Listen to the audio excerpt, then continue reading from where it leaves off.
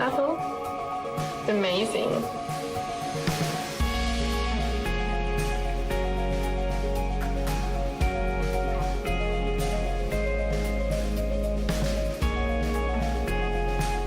Yes, it is true.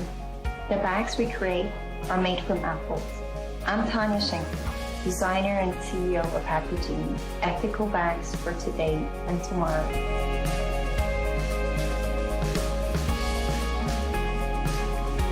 The impact we have on our planet is at the core of my beliefs. It feels very soft. Looks like leather.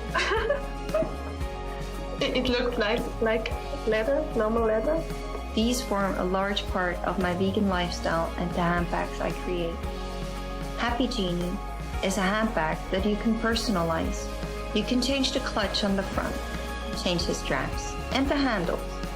The bag is timeless. You can go from a classic look to a modern one. You can create your own. One bag gives you endless possibilities whilst ethically consuming. Just that it is out of an apple. This surprises me so much. This is just insane, really. We have sourced innovative materials. We are the world's first fashion label to use waste from apples. Handmade in Italy by local craftsmen, our vegan bags offer quality in a transparent way.